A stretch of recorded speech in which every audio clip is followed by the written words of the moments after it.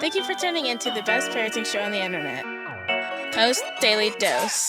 Here's the post. Here's the post. Here's the post. The Post Daily Dose. Here's the post. Here's the post. Here's the post. The Post Daily Dose. Here's the post. Here's the post. Here's the post. The Post Daily Dose. Here's the post. Here's the post. Here's the post. The Post Daily Dose. Here's the post. Here's the post. Here's the post. The Post Daily Dose. Hey there, Facebook family. This is Christy Saul, the co-founder of the Post+Institute, coming at you live for another episode of Post Daily Dose, the best little parenting show on the internet. I got this new shirt today. I kind of think it's funky. I'm enjoying showing it off. Look, it's like a face. It's got a whole face on it. It just struck me as random, and I thought it would be something that would make me smile and increase my oxytocin and my dopamine by wearing it. So I hope you guys enjoy my funky sense of style or lack thereof. So, of course, I want to plug these books real quick. Brian's book, From Fear to Love. You can get this book on promotion at feartolovebook.com. I will tell you what, the more I am reading research, articles online, the more I appreciate this book and what Brian did in taking some very complex ideas and breaking them down into understandable bites that we can chew on and understand when it comes to how trauma affects the brain and what we as parents and caregivers can do to help create healing at the brain level. I mean, it's just wow. I'm just wowed. Just wowed and just lucky that I have been along for this journey. We also have this great workbook. I strongly encourage it. This work it's about digging deep. It's about digging deep into understanding your child and understanding yourself so that you can create a more healthy, healing relationship in your family home and helping parents be the leaders that they are anointed to be. It's just that you're leading in an arena that you may not be as familiar with as what you need to be. Oftentimes I think of the effects of early life trauma as it's like invisible disabilities. So I have a child who has physical disabilities. She was born with spina bifida and hydrocephalus. She's mobile by wheelchair. I have the visible reminder of the unique care that I have to provide for her as her parent. For children who have come from tough places, many of the challenges are related to the formation of the brain and how the brain has been formed relative to the trauma that's been experienced. So we don't have the visible reminder, and yet there are very unique needs for these children. And the more we can understand that, the more we can provide them the care that they need. Like, I lost my earring. Let me stick that back in real quick. So sorry. But I would be lopsided, and that would be weird. I'll just take the other one out. That seems like the better solution. And then we have this book here, Brian's book, The Great Behavior Breakdown. This is also an excellent book. It goes deeper, tells lots of great stories, and helps us see these dynamics in action, both times that maybe things didn't go so great, but also how we were able to even use the situations where things didn't go so great in building relationship and continuing to work at it, because this, we're all human. So tonight we're going to talk a little bit more about science. As we talked last night, I'm going to talk about dopamine a little bit more because it's newer research. The Post+Institute's been talking about oxytocin for a long, long time. We talked about that some last night, but this information about dopamine, I'm just finding to be extremely, it's just really mind-blowing. So the first thing I want to share is that research is showing that early life trauma, does affect dopamine. Dopamine is a neurotransmitter sending messages between our cells. And so it not only does it affect dopamine, but it also affects the dopamine receptors. in a very negative way. So let me remind you guys of what some of the things that dopamine is responsible for helping with.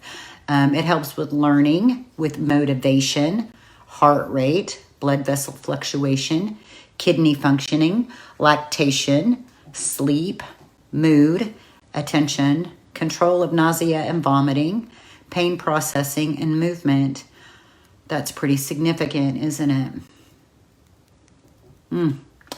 So I've been reading all day and my brain's kind of about to explode. But I want to try to keep focused on just some very simple concepts that I'm coming across. So one piece of research that I was reading today was talking about how the attachment and bonding process, that piece of mirror neurons comes into play. And so what is revealed is that, let me see if I can find a place to pick up easily. The infant brain's very different. Infants are completely dependent on their caregivers, whether they get to eat, get the right nourishment, or warm enough. All of these things are dependent on their caregivers. Our study shows clearly that a biological process in one person's brain, the mother, is linked to the behavior that gives the child the social input that will help their brain be wired, quote unquote, normally.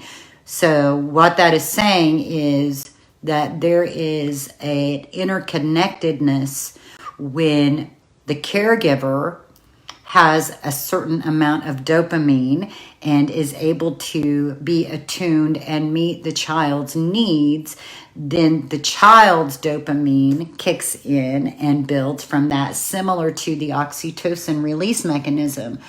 So one of the things then that led me looking at was about synchronicity in the parent-child relationship.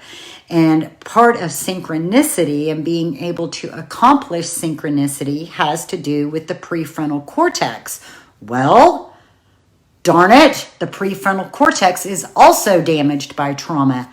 If you wonder why this is hard work and this doesn't just come easy, do you understand a little bit more about why this becomes so complex? Is because so many foundational parts of the brain that are responsible for being able to tolerate relationships and connectedness is affected by trauma. When trauma occurs, it affects the parts of the brain that help the child be able to be in relationship and be in a reciprocal relationship.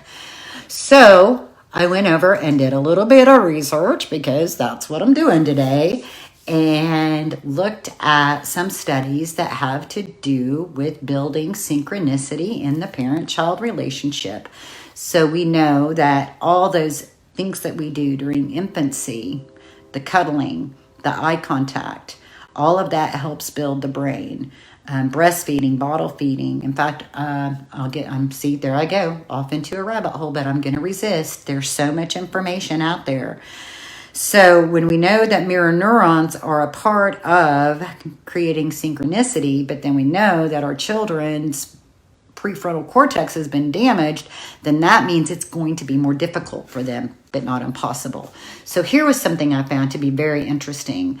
It was a study having to do with synchronicity in older children with their parents. And what they found is that there was more synchronicity developed when they were doing challenging activities together. But here's something that was super cool, that there was a higher level of brain-to-brain synchronicity when the child was allowed to engage in the activity more autonomously and the parent be the follower. And so they were able to, there was more synchronicity. I'm guessing that maybe in this study, the parent's brain began to link up with the child's brain and then vice versa, create this feedback loop. So what that tells me, these were like children in the 5 to 10-year-old range, and they were doing puzzles together. So do things that are challenging together overcome obstacles together, but let your child lead. How about that? How about sit down with a puzzle that you know is maybe within your child's range, but just a little bit difficult, but let them lead the pathway and just patiently watch, observe, take direction from them, and watch how you and your child can get into sync. Getting into sync with one another is a foundational piece of the attachment and bonding process. So a lot of times for children who come from tough places, there's this big, everybody talks about reactive attachment disorder, but nobody's talking about the disruption, the lack of bonding that has been presented to them. Bonding is the part of adults.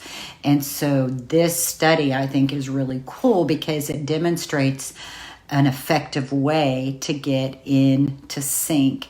Lala says, funny, my son would never put YE last puzzle. I'm not sure what that means, but that's okay. But that's okay. So it may not, they used puzzles. There may be something else that you can do together.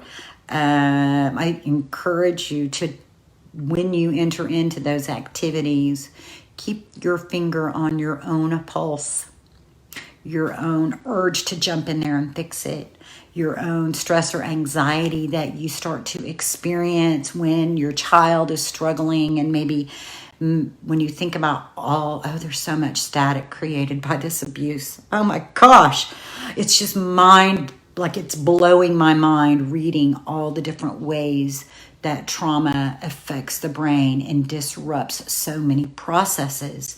So you have a big job. You have a big job at your hands, but here's the thing. It's not a job that can be conquered by being overly directive. It's something where, what this is telling us is we need to step back a little bit. We need to give them opportunities. And even if they're not successful, or even if they don't do it exactly the way you think, giving the opportunities and being a part of the process is going to build synchronicity. And the synchronicity is going to help build other brain blocks for further relationship. So I'm feeling pretty excited because, every night that I've been doing the Post Daily Dose, what do I tell you guys? I'm like, put everything you've been stressing about aside. Everything you've been teaching and over-instructing and being stressed out about, we'll put it all aside. Press pause on it all. Go give yourself about 5 minutes. Take some deep breaths. Maybe eat a nice little piece of chocolate. Put it in your mouth. Wait, unwrap it. Smell it. Put it in your mouth.